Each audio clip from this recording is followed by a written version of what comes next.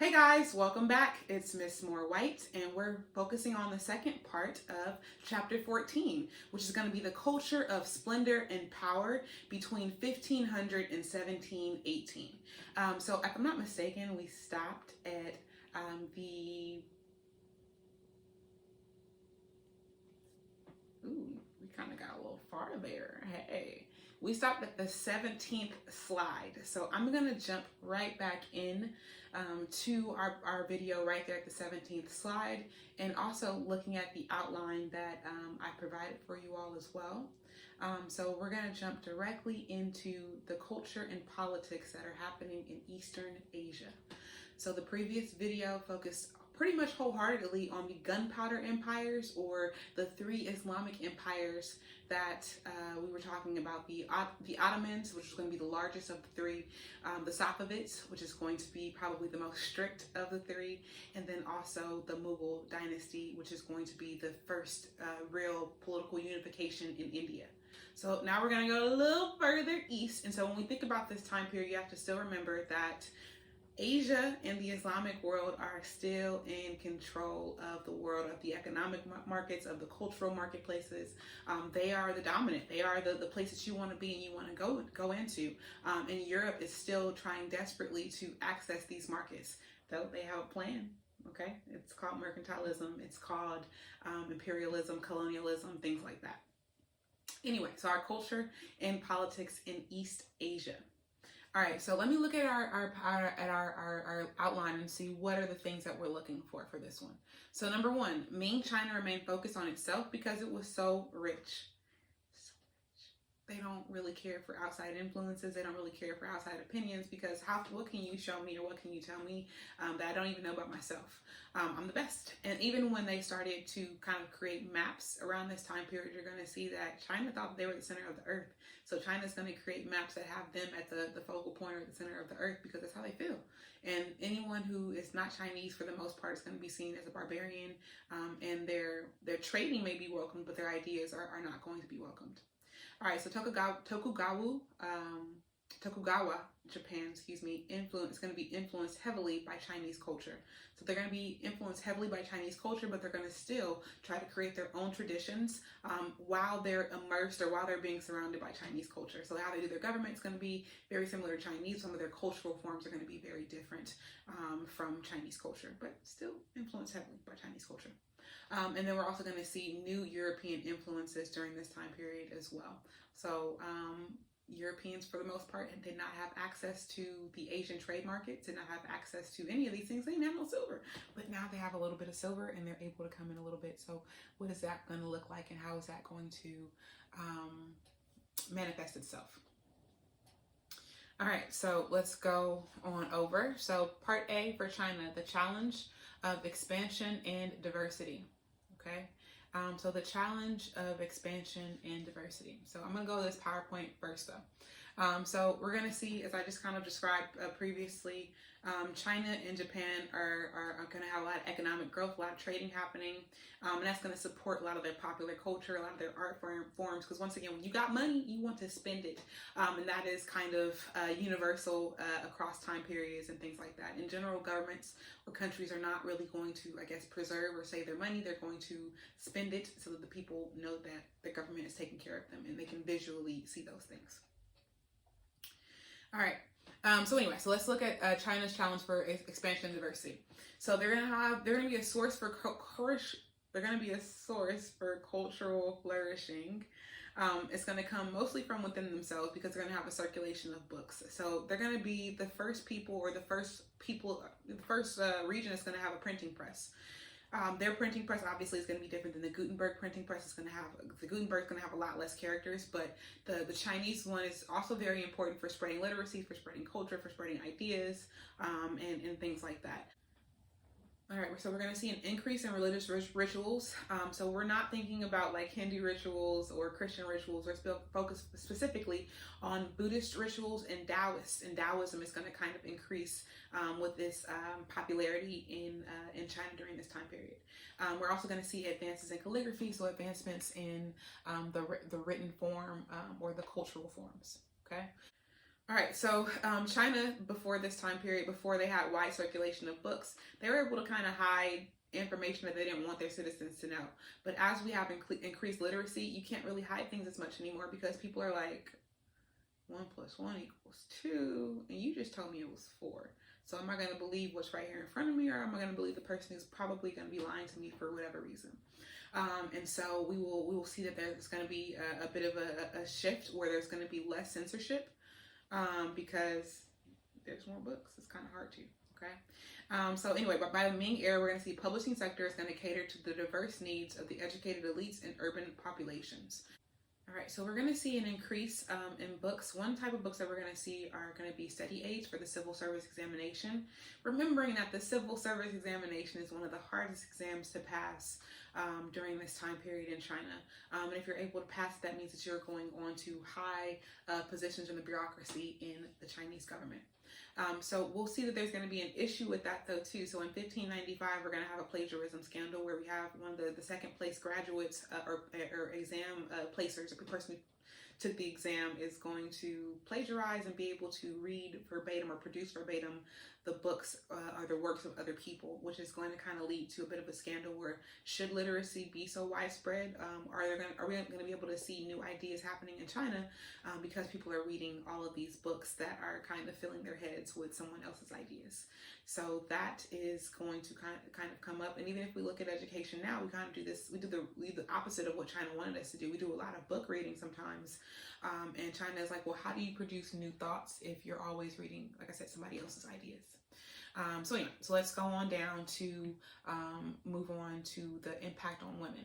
So one thing that we're going to see is that the impact on women for sure, if you're an educated or an elite woman, you're going to basically have your feet bound. There are pictures of the foot binding in this chapter on page 533. So you guys can check that out and look at it. Quite interesting looking, you guys asked me. Anyway, so you guys can... basically, it was for the elite women to show they were sophisticated, that they had power, that they had rights, because if your feet were bound, that means you relied on servants heavily, and so you had to be able to afford those servants. So if your feet are bound, it means that you're sophisticated, you're elite, you're all of these things, even though I think that's pretty backwards thinking. Obviously, in 2021, looking at that history in 2021, I would say that's not very elite. If I was a woman back in that time period, I would hope to be incorporated into the society more publicly and not necessarily hidden away because my feet are bound. Okay. All right, and so the other thing too, so beyond women having their feet bound, if we go back to the books I was just talking about, so we're going to see for kind of the first time, no, not even kind of, like really the first time you're going to see that you're going to have works of literature being produced for women, because women are, they can read, they can think, they can do all of these things, unlike the viewpoint that is taken in a lot of places around the world. And so we're going to see that these elite women are even going to rise up to the part of possibly being writers and even some publishers on rare occasions, of course, during this time period. All right, and so ironically, the thriving publishing sector, as it published books, supported conservative attitudes, indirectly promoting the stricter morality and restriction of elite women. Okay, and so as I said previously, that leads us directly into to feet binding, and so as they spread more conservative books, we're going to see more women actually, elite women being have their feet bound. All right, so if we look at the impact on popular Chinese culture and the mingling of Chinese cultural traditions, we can kind of go back and forth between the outline and the slide. So for the slide, we're going to see popular culture. So we're going to see that there are going to be people in the Ming Dynasty who are unable to read. So for those people who are unable to read, how are they going to get their culture? They're going to get it through the same ways a lot of people have done for a long time. They're going to get it through oral communications. They're going to get it through their rituals, through their daily practices, through things like that. And so that is going to be pretty consistent with other time periods and other places around the world. So if you can't read, how do you get your stuff? Well, you have great oral traditions. You are storytellers. You rely on those rituals, and you also rely on your daily practices to help you out and influence what you're going to do. And so we're going to see that the villagers, for one, are going to honor some of their guardian spirits. They're going to patronize Buddhism and Taoist temples. And they're going to watch some theater performances by some of the traveling or touring theater groups. So we're going to see that Chinese believe in more of a cosmic unity or unification of that country, more so than having a supreme being. So what that means is for a lot of places, it's like, well, here's God, and then here's your leader that is chosen by God, that has influences by the religious authorities, or they're going to be listening to the religious authorities. You're going to see a merging of politics and religion. Well, in China, it's more of the person who's the father of your family or the father of your household, that filial piety. Well, that's going to come from your leader. He's going to have your emperor is going to have that mandate of heaven. So he is a supreme being. So he is the one that you would turn to or go to, and you're not looking towards another monotheistic God. And so as a result of that, that's why China's approach to religion in the beginning is going to be very different, or their approach is slightly different. And so pretty much as long as the religions weren't advocating for a specific political ideology or way, the Chinese kind of stayed out of people's ideological or religious practices. But once you had religions that kind of came in that were trying to change some of the political beliefs and associations that are happening in China, you're going to get some pushback and resistance to that. But for Taoism and Buddhism, they kind of flow directly in very, very well with the Chinese society and Chinese culture. All right, so technology and cartography, so the Chinese are going to invent new technologies to master nature's operations in the world. So we already know about the about the magnetic compass, So being able to find your way even when it's cloudy outside and you can't see the sun, super important. Gunpowder. So I mentioned that I called the 3 Islamic empires the gunpowder empires. I call them the gunpowder empires because they're going to utilize gunpowder, the ideas of gunpowder or the invention of gunpowder that they're going to get from China, and take that and dominate around the areas around China, or the areas west of China. And then we're also going to have the printing press, which is also intensely and immensely important.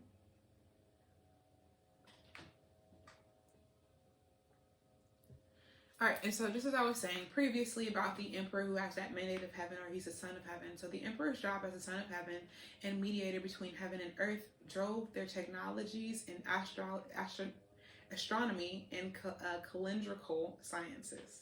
So they had super accurate records of eclipses, of comets, of novas, of meteorites, literally to the point where if you had a leader or emperor who wasn't able to accurately guess these things, the belief was that he lost that mandate of heaven. You lose that mandate of heaven, you're going to lose your respect of your people, and eventually they're not going to trust you. You're going to have to you're going to go away.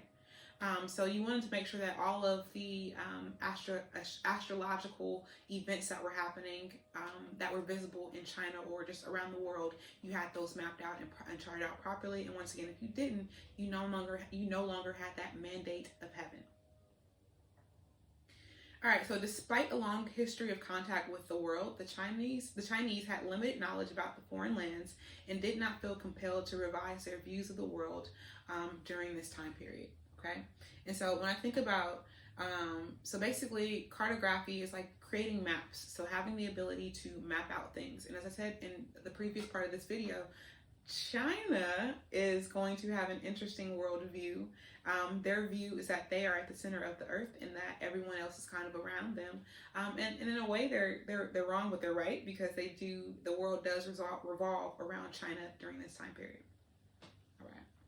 So let's go on and move down to the cultural identity in Tokugawa, Japan, the influence of Chinese and European commerce. So how, with Japan being an island-based nation, so how are their influences from Europe and their influences from China going to directly impact the culture, or how they establish their cultural identity in the midst of taking on ideas from or interactions from lots of other places? All right, so let's go back to our PowerPoint for a second. So we're going to let's look for the traditional Japanese art and culture. All right, so one way places establish their culture is definitely going to be through art. So if we look on page 534, we can see a depiction of some geishas in an urban scene. And let's talk about that. I'm going to drop down to point 2, but it also references point 1. So we have a thriving of culture that's happening in Japan during this time period. That lets you know that there's a lot of trading that's happening, a lot of mixing of cultures, a lot of interesting things that are happening. So you have this elite culture that is forming and rising up during this time period. But elite culture is able to rise up because you have, like I said, a lot of trading happening, and then you also have the spreading of a lot more literacy and educational things.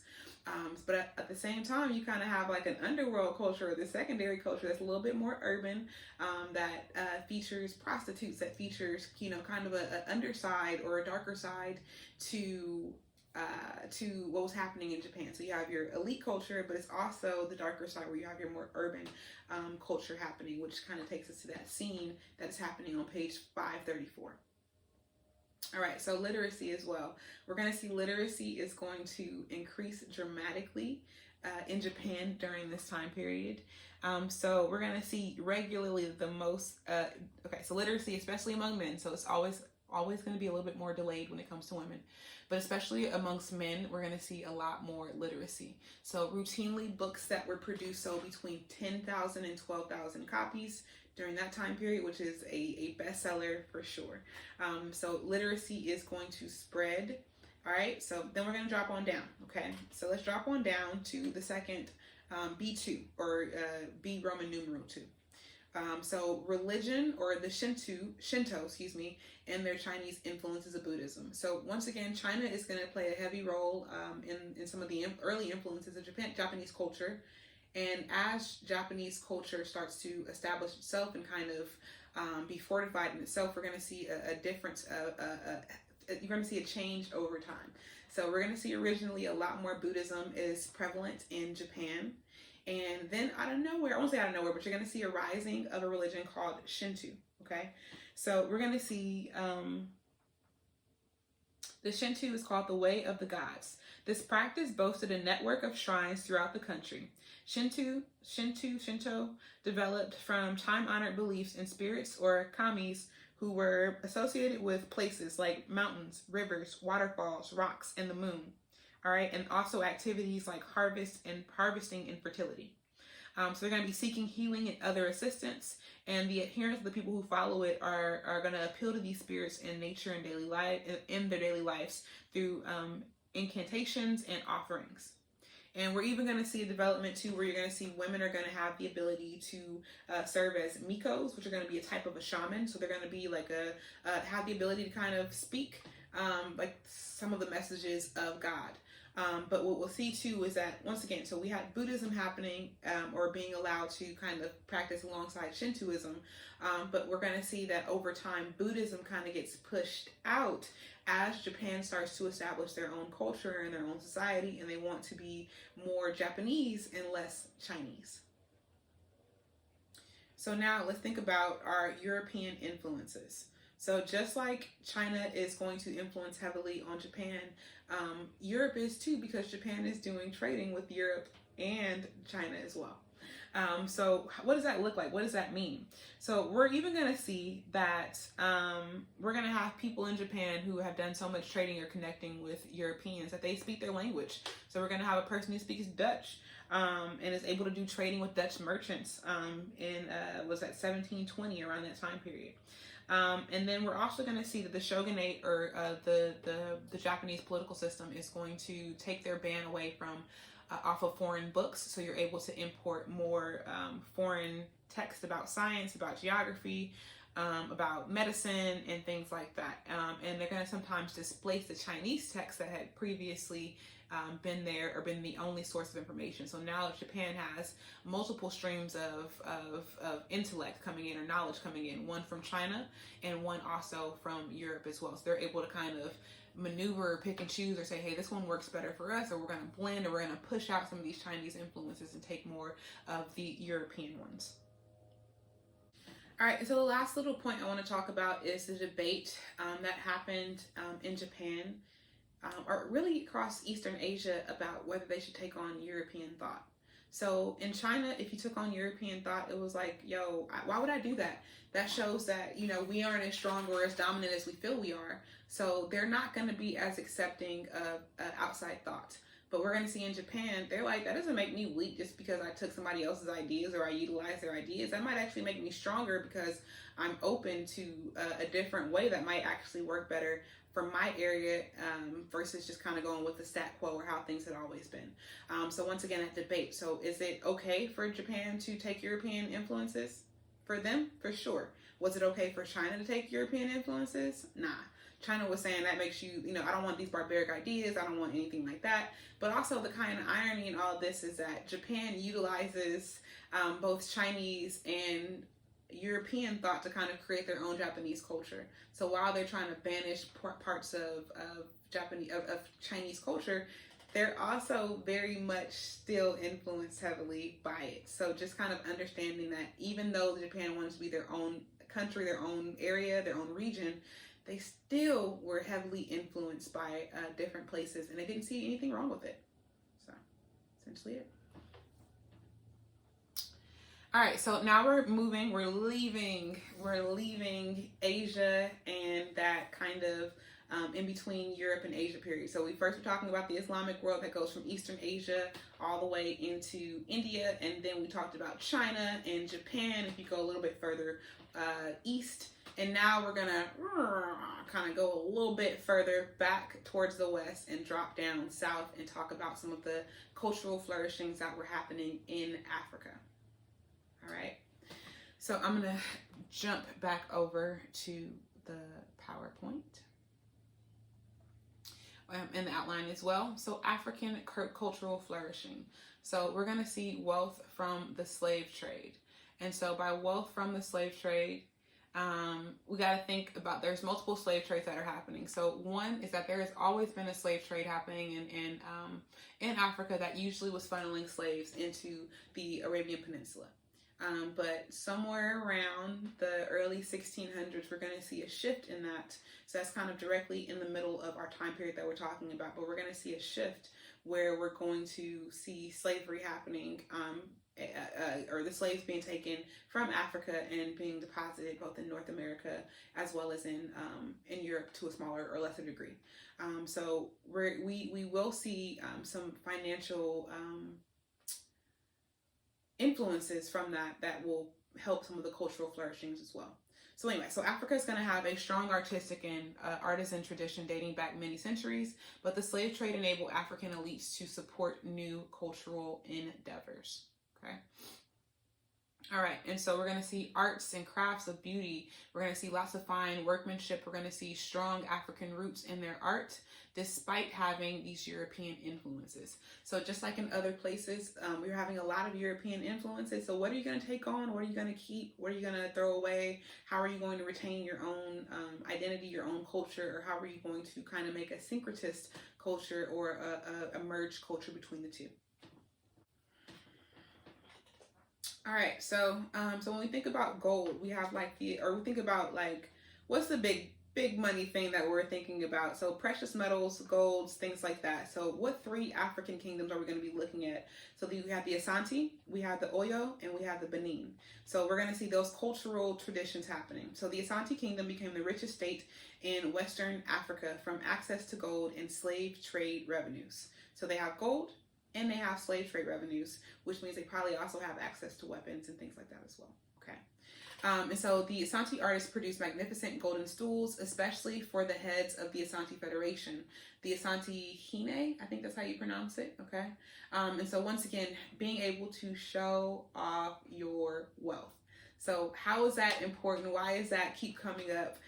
So if I have a gold stool to sit on, I got some money. We talked about Mansa Musa in the previous chapter and how he literally brought gold everywhere and caused inflation and destroyed their economy because he was putting so much gold out. So if you got money during this time period, I gotta show it to you. So I'm gonna have a golden stool. That lets you know the gravity of how much gold they were able to produce during that time period.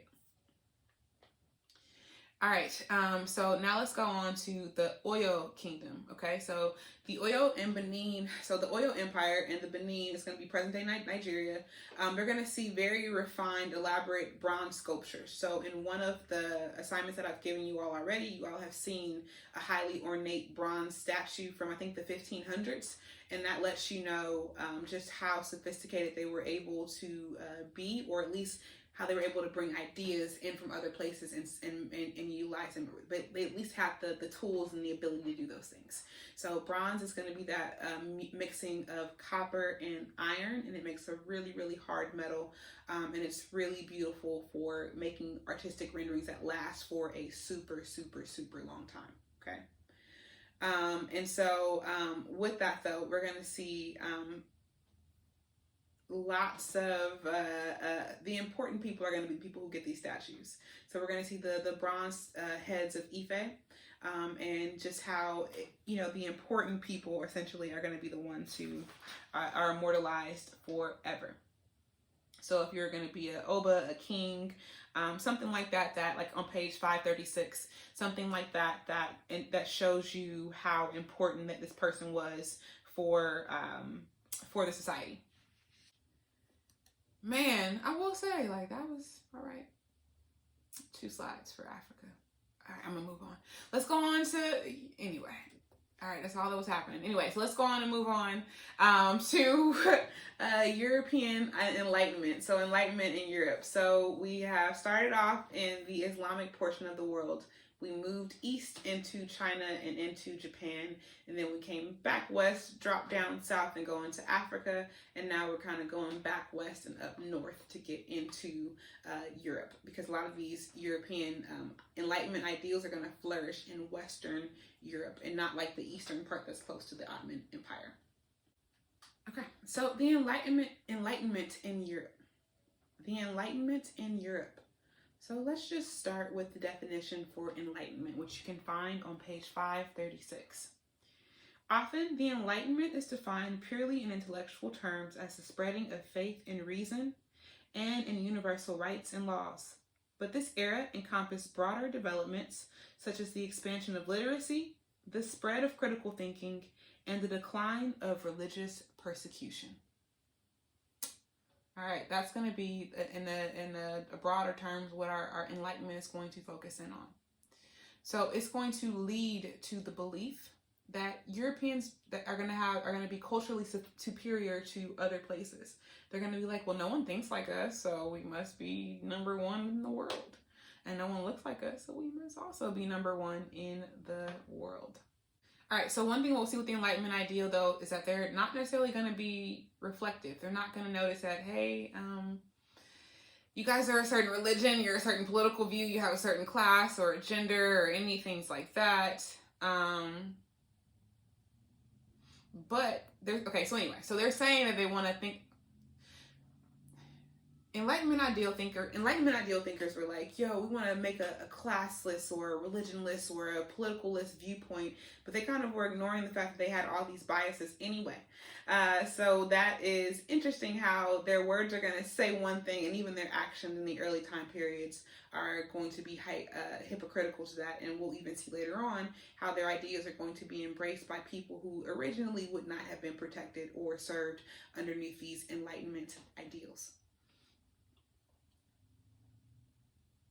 All right, so we're going to see through reasoning, they're going to seek universal reasoning, they're going to see objective knowledge, and they're going to find natural laws.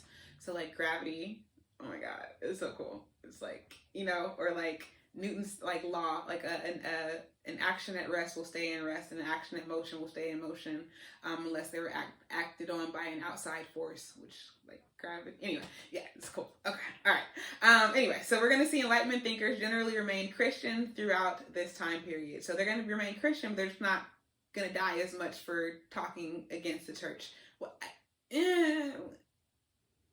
then you have Copernicus and Galileo, who are going to focus on astronomy and talking about the fact that the world is not flat. Okay, so the world is not flat, and they're going to be ostracized and attacked for their beliefs and their calculations. And so they're going to be tried. We're going to see that this entailed considerable risk because Galileo is going to confirm Copernicus's claims that the earth revolved around the sun, and he was tried for hearsay. So basically lying against the church.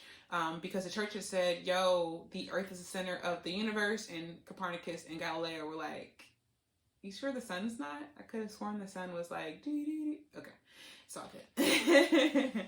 And the next thing we're going to see is the scientific method by Francis Bacon. So being able to like kind of look at what you're seeing in front of you and turning that into your thoughts, your ideas, or kind of letting that guide you versus saying, I already know what it's going to be.